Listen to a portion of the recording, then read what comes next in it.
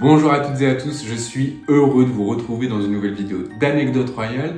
Alors aujourd'hui on ne parlera pas de roi ou de reine, mais on va parler d'une histoire tragique, l'histoire d'un meurtre, parce que j'ai envie de lancer une série de vidéos et de podcasts qui vous parleront de cold case, des histoires non résolues mais qui ne se passent pas aujourd'hui, qui se passent quand même dans le passé. Et pour lancer cette série consacrée au cold case, j'ai envie de vous parler de l'affaire Dominici. Vous en avez certainement dû entendre parler. C'est l'histoire d'une famille anglaise, les Drummond. Donc on a Jack, on a Anne, on a leur fille Elisabeth de 10 ans et ils décident de passer leurs vacances dans le sud de la France, dans un village des Basses-Alpes appelé Lurs. Alors nous sommes le soir du 4 août, la petite famille décide de passer la nuit à la Belle Étoile. La petite fille dormira sur la banquette arrière tandis que les parents dormiront sur des transats à l'extérieur. On pense en tout cas que s'il dorment là, ça se fait beaucoup à l'époque déjà, mais c'est parce qu'il y a la présence d'une ferme juste à côté et ça doit les rassurer. Et dans cette ferme, il y a donc le patriarche Gaston Dominici, il a 75 ans. Il y vit avec sa femme Marie, aussi appelée la Sardine. Et il y a également leur fils, Gustave, et sa femme, leur belle-fille, Yvette.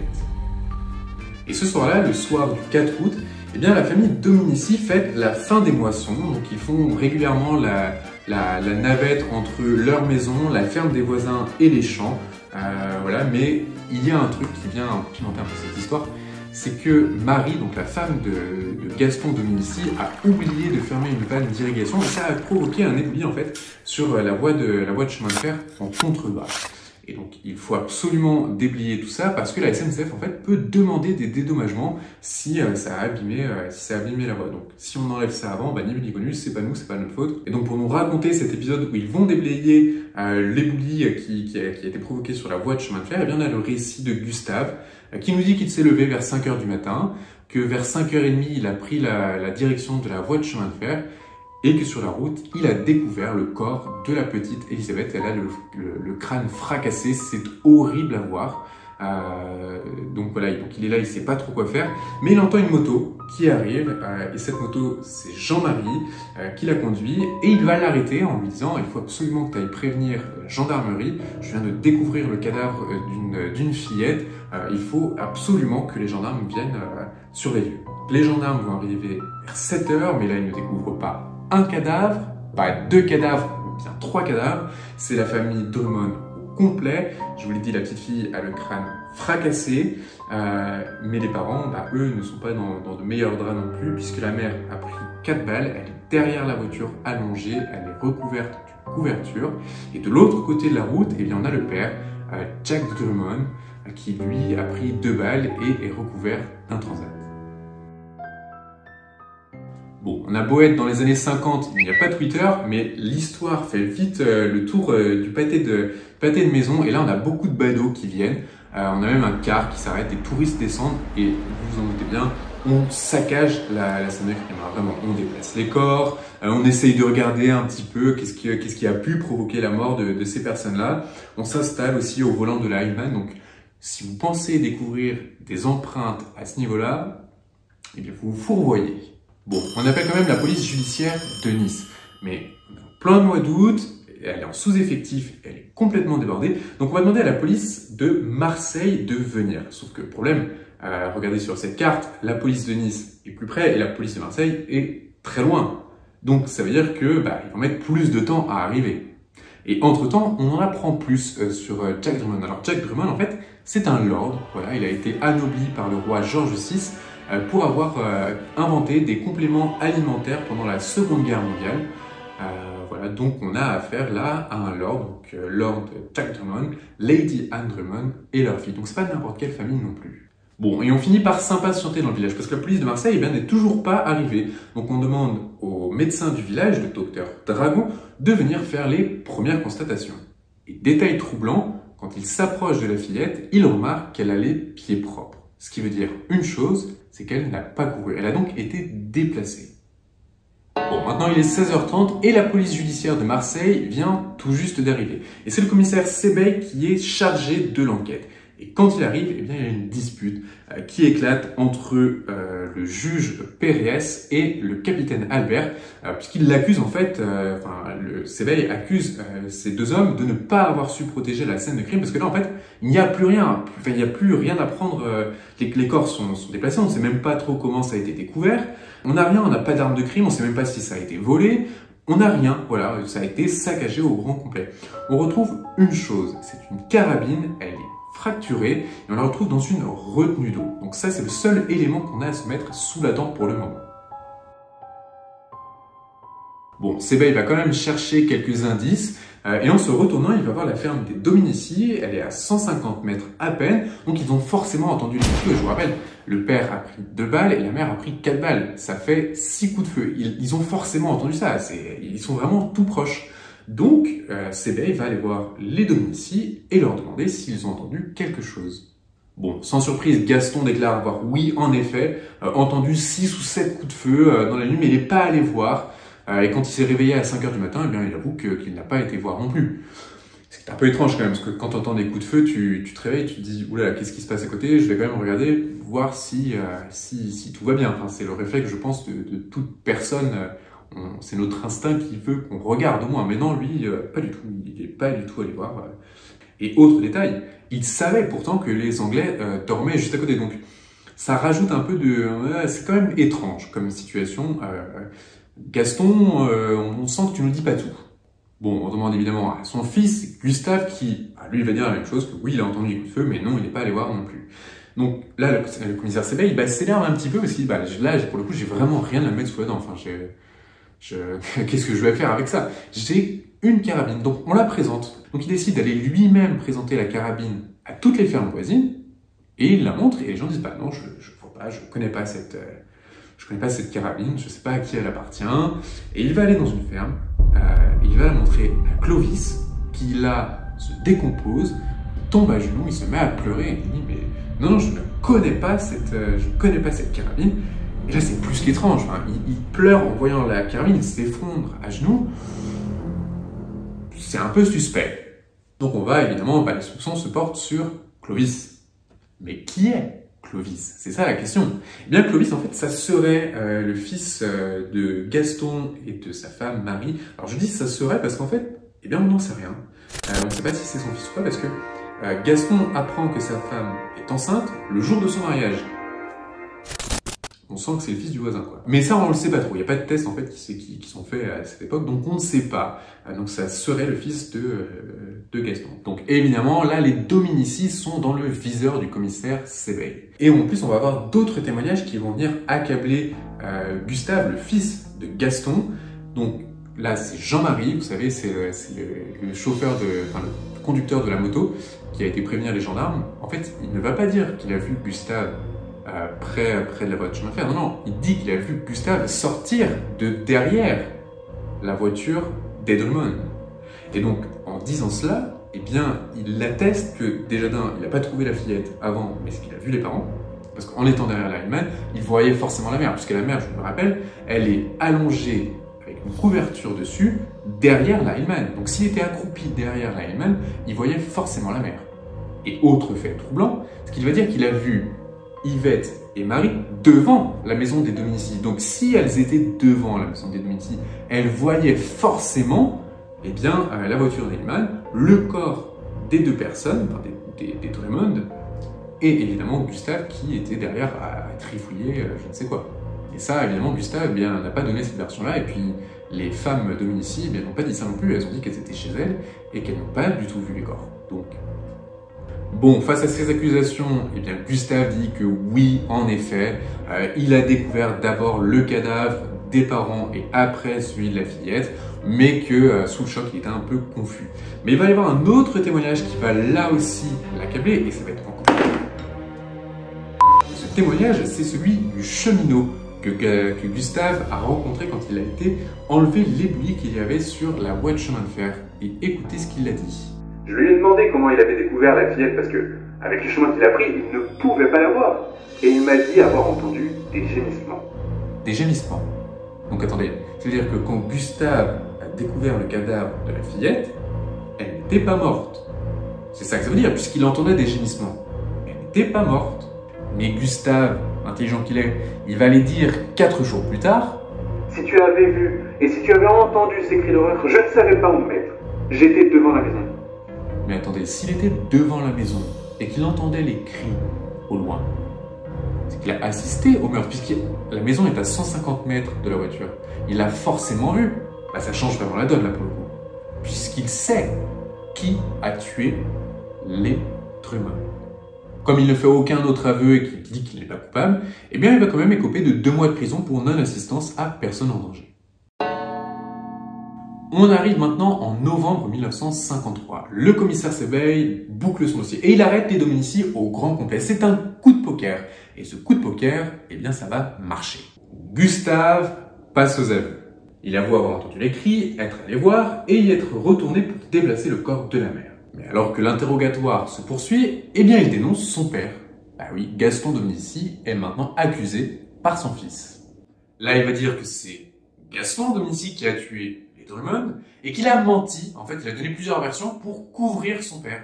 Et Clovis, eh bien, se rejoint à Gustave et dit « Non, mais si, c'est mon père et c'est exactement comme mon frère a dit que ça s'est passé. » Face à ces accusations, eh bien, Gaston avoue et dit que oui, c'est bien lui qui a tué les Drummond.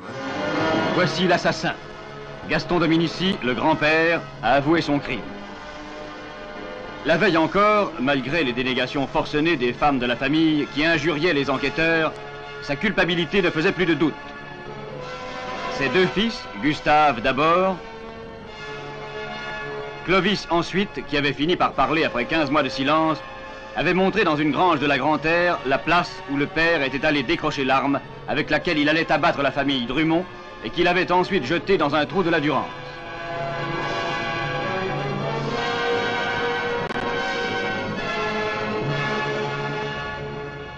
Bon, bah maintenant on a le coupable. C'est bien beau. Mais pourquoi il a tué les Drummond? Enfin, là c'est pas très clair parce que pour l'instant il n'y a pas de raison apparente. Eh bien, tenez-vous bien, il va donner cette version. Il va dire qu'il aurait vu Anne Drummond se déshabiller derrière la voiture, que ça l'aurait un petit peu chauffé, donc il serait allé voir. Ils auraient commencé à avoir une petite relation tous les deux. Voilà, donc je vous laisse imaginer ce qui peut se passer.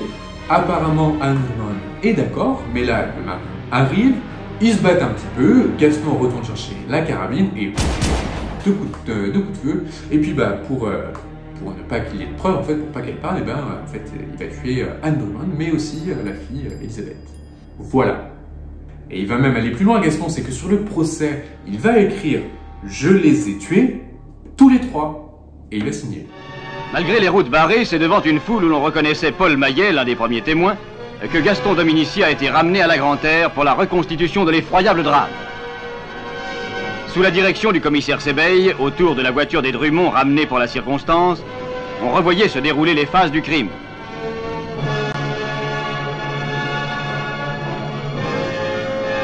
On revoyait Gaston Dominici faire les gestes de la nuit tragique. Le silence est brisé. Grâce aux efforts du commissaire Sebeil, enfin triomphant après 15 mois de patience, le crime aura son châtiment. Les 3 victimes de l'affreux vieillard seront vengées. La justice a eu le dernier mot. Et c'est bien beau de croire que l'histoire se termine là. Parce que pas du tout, en fait. Gaston, en détention, eh bien, revient sur ses propos. Et dit non, mais c'est pas vrai ce que j'ai dit, j'ai menti. Bah oui, donc on retourne case départ, voilà. Bon, il faut quand même noter quelque chose, c'est que Gaston, c'est un provençal, et donc il parle le provençal, et il parle peu français. Sauf que sur le rapport, eh bien, les réponses sont en français. Donc on peut lui avoir fait dire un petit peu n'importe quoi. Mais Gaston, c'est pas le seul à faire marche arrière, puisque son fils Gustave fait aussi marche arrière. Il n'y a que Clovis qui continue d'accuser son père, enfin son prétendu père en tout cas, qui continue d'accuser Gaston. Bon, et là, on assiste vraiment à des retournements de situation, mais improbables. L'un accuse l'autre, le premier accuse le second accuse le troisième, et le troisième accuse le premier, bref. On est perdu. Mais toujours est-il qu'il est bien. Pour l'instant, il y a un coupable, il a signé des aveux après tout, on va pas se compliquer la vie, ils régleront leur histoire de famille plus tard, on en a un à juger, c'est Gaston, et il sera jugé. Et le 17 novembre 1954, le tribunal ouvre ses portes et ça se transforme en un véritable théâtre. Mais Gaston Dominici est-il coupable? Aux nombreuses questions que pose l'affaire, le juge d'instruction Périès, Maître Pollack, le défenseur de l'accusé, le commissaire Sébeil, permettront-ils de répondre? Parviendra-t-on à tirer de Clovis, l'un des fils, de nouvelles révélations? Roger Perrin sortira-t-il de ses contradictions? Gustave, Yvette, Marie Dominici, la sardine, finiront-ils de travestir la vérité? C'est au milieu de tous ces problèmes qu'a commencé le procès, suivi minute par une armée de journalistes. Autour de l'arme du crime se joue la tête d'un vieillard qui étonne par sa présence d'esprit, sa résistance et sa verdeur, mais qui n'en est peut-être pas moins un assassin. Après 2 années de silence, va-t-on enfin voir luire la vérité?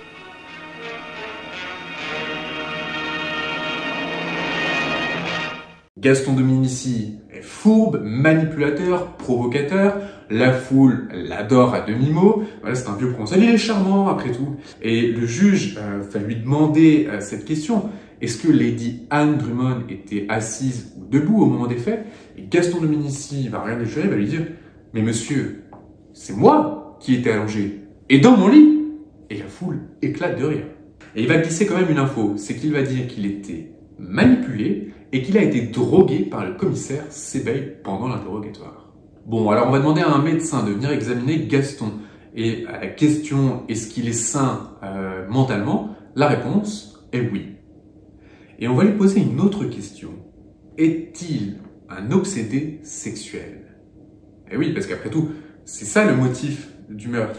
C'est qu'il a eu une relation avec Lady Anne Drummond, que son mari est venu un peu jaloux, une bagarre éclate, et Dominici vient tuer les 3 membres de la famille. C'est ça en fait l'essence du meurtre. C'est un crime sur fond sexuel. Et à cette question, est-il un obsédé sexuel? La réponse est non. Et Gaston va dire que c'est le commissaire Sébeil qui lui a soufflé ce mobile. Donc ça, en fait, on remet en question l'histoire complète. Et le commissaire Sébeil dit « Oui, c'est moi qui lui ai soufflé ce mobile. » Ah ben là, les journalistes se délectent. C'est vraiment les 175 journalistes qui sont à l'extérieur de la salle, mais se languissent devant cette famille qui se déchire en public. C'est un spectacle, mais monstrueux, quoi. Et le 28 novembre 1954, la Cour rend son verdict. Gaston Dominici est condamné à la peine de mort. Et dimanche après-midi, pendant que sous la pluie battante, la foule attendait, le défenseur de Dominici, Maître Pollack, tentait, dans une vigoureuse défense, de détruire l'effet du réquisitoire de l'avocat général. Tâche vaine. Le jury répondait oui aux 7 questions posées. Gaston Dominici doit payer de sa tête le crime de l'URSS, qui n'a pas fini cependant de remuer les consciences et les passions. Et on a encore un retournement de situation, parce que les avocats de Gaston Dominici disent qu'il leur a fait des confidences en prison, et que cette fois-ci, il n'accuse pas Clovis, mais il accuse Gustave, et son neveu, Roger Perrin. Bon, il va dire que il les a entendus parler du meurtre, il les a même vus faire. Et puis finalement, non, il les a pas vus faire, il les a que entendus parler du meurtre.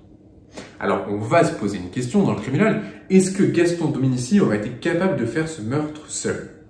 Et les experts disent non, c'est impossible, il n'a pas pu faire ça tout seul. Ce bonhomme de 75 ans n'a pas pu tuer, ou en tout cas, non, tout seul c'était impossible. Il a forcément un complice. Mais ça, eh bien on ne le saura jamais. On ne saura jamais s'il y a eu des complices ou pas. Et la justice va chercher, mais en vain, parce que voilà, les uns s'accusent. Enfin voilà, c'est vraiment, il n'y a pas de coupable dans cette histoire. On est tous coupables et en même temps on est tous innocents dans cette histoire. C'est un peu ça le projet quoi finalement du jury. Et donc on va quand même laisser Gaston en prison. Alors en 1957, le président Coty va commuer la peine de mort de Gaston Dominici et en 1960, le président de Gaulle va le gracier. Est-ce un épilogue au drame de l'URSS qui fit couler tant d'encre? Après 7 ans passés en prison à la suite de sa condamnation, Gaston Dominici, gracié, a été ramené par son fils Gustave à la ferme de la Grand-Terre. Alors cette histoire aujourd'hui, si elle n'est pas résolue dans son entièreté, parce qu'au final on a eu un coupable, mais sans être trop sûr en fait, on n'est pas sûr que ce soit Gaston, ou en tout cas si c'est Gaston, eh ben, on sait par des experts qu'il ne l'a pas fait seul. Donc en fait, ça va laisser place à plein de complots. Et vous allez voir, ils sont un peu farfelus certains. Le premier, c'est que c'est un crime crapuleux. On aurait tué les Drummond pour leur voler quelques affaires. Problème, c'est que la seule chose qu'on leur a volé, c'est un appareil photo. Bon, niveau valeur, il y avait d'autres choses de valeur. Mais est-ce que c'est les Drummond qui ont volé l'appareil photo ou est-ce que c'est les badauds en fait qui étaient là avant que les policiers arrivent? On ne sait pas. Bah oui, on peut pas le dire puisque on n'a pas protégé la scène de crime. Donc, crime crapuleux ou pas, on peut pas trop le dire. Deuxième hypothèse, c'est un crime de guerre. Gaston Dominici aurait récupéré un trésor de guerre parachuté par les Allemands pendant la Résistance. Bon, voilà, et Jack Drummond serait venu à l'URSS pour le récupérer. Alors, il faut savoir quand même que Jack Drummond, c'est un espion anglais. Voilà, il a été anobli aussi pendant la Seconde Guerre mondiale, donc finalement, pourquoi pas? Parce qu'on sait qu'en fait, ça s'est passé dans plein d'autres régions. Voilà, des Anglais sont venus récupérer des trésors de guerre, ou que des résistants, parfois, ont mis la main sur certains magots qu'ils ne devraient pas forcément avoir. Donc c'est pas impossible en fait. Mais on va aller plus loin dans cette énigme, dans ce crime de guerre, vous allez voir. Parce qu'il y a la piste du KGB. Et oui, je vous l'ai dit, Jack est un espion anglais. Et c'est marrant parce que si on écrit, alors là c'est très complotiste, mais si on écrit l'URSS Dominici, on peut entendre l'URSS Dominici. Je vous ai dit que c'était bien farfelu. Mais toujours est-il qu'à la publication des archives allemandes, eh bien, il y a un nom qui ressort et quand on l'interroge, eh bien, il avoue avoir participé au meurtre des Drummond. Mais alors, ce bonhomme-là, eh bien, on ne peut pas trop lui faire confiance parce que c'est un mythomane avéré. Donc, bon, encore une piste, puis on pouvait creuser, mais au dernier moment, non, du coup, on n'a pas la peine de creuser parce que ça mènera sûrement à rien. Mais il y a une piste qui est très intéressante et pour moi, là c'est un avis personnel, c'est la vraie raison de ce drame. Et c'est le commissaire Chenevier qui nous explique dans ses mémoires que Gustave et Roger Perrin, surnommés Zézé, se seraient rendus armés sur les lieux du crime vers 1 h du matin pour constater les dégâts sur la voie de chemin de fer. Et mécontent du passage armé des deux hommes, Jack Drummond aurait fait savoir son mécontentement. Et donc Gustave, de colère à la suite des mots de Jack, aurait tué la famille Drummond au grand complet. Et c'est là que Gaston Dominici entre en jeu, c'est qu'il les aurait rejoints, il les aurait aidés à tuer en fait les 3 membres de la famille. C'est lui en fait qui aurait achevé la petite fille d'un coup de crosse. Parce que, faut savoir, ça je vous l'ai pas dit, j'ai oublié de vous le dire. En fait, quand on fait la reconstitution, eh bien, Gaston Dominici refait exactement les gestes qu'il a fait quand il a tué la fillette. Il dit voilà, ça s'est fait comme ça, et les experts disent bah oui, ça s'est vraiment passé comme ça. Alors, pour savoir les gestes qu'il a fait, c'est qu'il les a forcément fait. Du coup, c'est qu'il les a pas inventés. Il aurait pu prendre la carbine et dire oh j'ai fait comme ça à peu près. Les experts auraient eu que non, c'est pas comme ça qu'il a fait. Et en fait, si.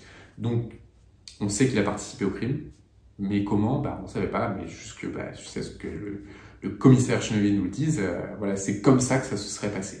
Les 3 hommes auraient ensuite mis le campement sans dessus-dessous et dérobé quelques objets afin de détourner les soupçons. La thèse du crime sexuel, bon ça c'est vite mis de côté parce qu'en fait on sait maintenant que c'est un mobile donné par le commissaire Sebeil, donc c'est un crime sexuel qui n'a pas eu lieu. Voilà, il n'y a pas eu de... Même si elle était d'accord, Anne, ça s'est pas passé. Alors question, pourquoi se sont-ils tous dénoncés? Eh bien, on ne sait pas, c'est peut-être un règlement de compte familial, peut-être qu'il n'était pas apprécié par les riverains aux alentours, peut-être que, voilà, en effet, il y avait un secret de guerre qu'il fallait garder, ou peut-être simplement que, voilà, il n'était pas content de la présence des Anglais juste à côté. L'histoire a encore beaucoup de choses à nous dire. J'espère que cette vidéo vous aura plu. Si vous voulez continuer notre série sur des crimes comme ça qui se sont passés et qui ne sont pas résolus, ou en tout cas presque résolus, où on n'est pas sûr du coupable, eh bien je vous invite à le dire dans les commentaires et à mettre un maximum de pouces bleus, à vous abonner à cette chaîne, à activer la cloche des notifications, mais aussi à cliquer sur le bouton rejoindre et vous pourrez retrouver des épisodes en avant-première quelques semaines, quelques jours avant leur diffusion réelle. C'est des podcasts que vous retrouverez également sur Spotify, puisqu'on a notre compte Spotify, Anecdote Royale. Donc voilà, j'espère sincèrement que ça vous aura plu. Moi, j'ai pris du plaisir à faire ces recherches et à vous parler de l'affaire Dominici. Il y a encore plein d'autres affaires. Et donc, je vous dis à la semaine prochaine pour une nouvelle vidéo.